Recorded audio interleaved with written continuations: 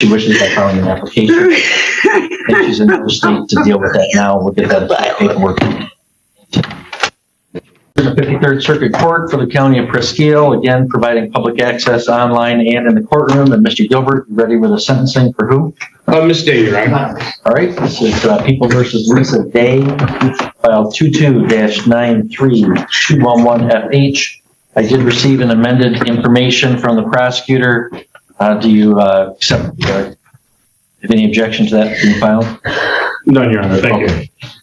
And we're here for sentencing on charge of attempted fleeing and eluding in the third degree, a 2.5-year felony, and reckless driving, a 93-day misdemeanor. If you had a chance to review the report and recommendations. I've reviewed the report and recommendation, Your Honor. Okay, any additions or corrections? None. The advisory guidelines are at 0 to 9. Any scoring challenges? None, Your Honor. Mr. Radsabon, any additions or corrections or scoring challenges? No additions or corrections, no complaints, scoring change. Okay. Mr. Gilbert, go ahead with allocution. Yes, Your Honor. Ms. Day, and as the court can see, is having a tough time with the recommendation.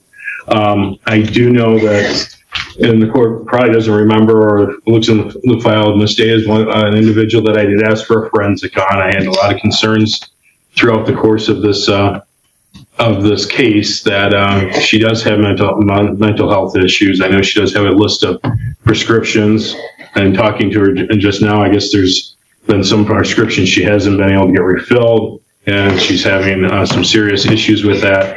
There is a mental health issue, a component to this case, and I believe that's really what happened in the evening that this happened, was that she was having an episode, and which resulted in her fleeing and eluding the police officers. I don't believe if Miss Day would have been in her right mind at that time that it would have happened.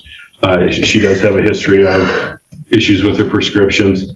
I would ask the court to consider possibly a length of probation. I'm not really sure how much the incarceration would help or deter in a situation where it was a little bit probably beyond her control due to her mental health issues. So I'd ask the court to take that into consideration and consider possibly no jail. Thank you. Thank you, Mr. Gilbert. Ms. Day, it's not required that you would make a statement. It is allowed. Is there anything you wish to say or no? I apologize, and like I said, I don't know what happened. My mind wasn't processing what was going on at the time, and I just can't believe that I did something like this, because it's totally out of my character. And I don't feel that I can continue my treatment if I'm incarcerated. And I need to continue my treatment because it's vital to my mental health. All right, thank you. Mr. Radsabon, recommendations from the people? I'm totally in agreement with the recommendation for 9 months in jail. I can't state enough how much of a risk and danger this day presented, not only to the officers involved, but to the public. To drive at that type of speed, running 3 officers off the road in order to avoid a collision, blowing through the intersection of M68 and 23 at a high rate of speed. Thankfully, Deputy Woodsford essentially sacrificed himself in his car to get her somewhat off the road before she went running down in the middle of town, and we had another incident in town. We just had a fatality out at that area maybe a couple of months ago. It's a dangerous intersection, Judge, and for her to do what she did, regardless of mental issues or not, she deserves an incarceration. And I really believe that 9 months is appropriate. And insofar as her getting mental health treatment, I'm sure it can be arranged in Northeast Michigan Community Mental Health while she's in jail to take the treatment. Thank you. All right, thank you. Well, Ms. Day, you're here for sentencing. It is your first felony.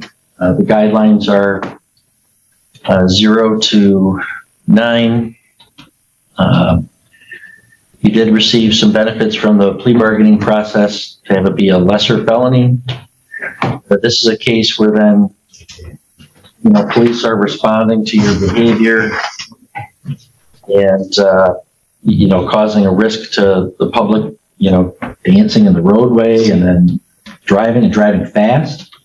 And then you don't stop for police, you're at over 100 miles an hour. Running vehicles off the roadway, not only law enforcement, but just ordinary folks. I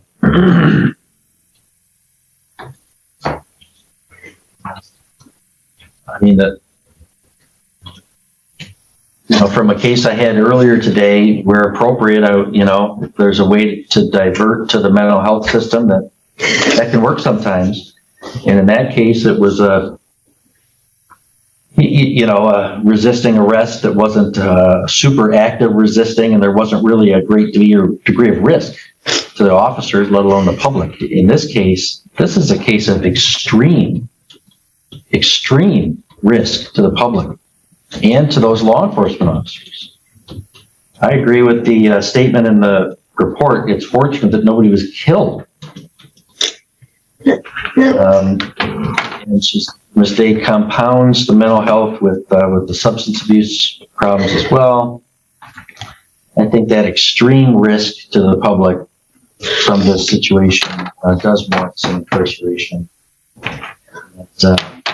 Given the total circumstances, I am going to adopt that recommendation in order that Ms. Day serve 9 months in the Prescott County Jail with credit for 4 days previously served, 93 days on the misdemeanor count, again, credit for 4 days.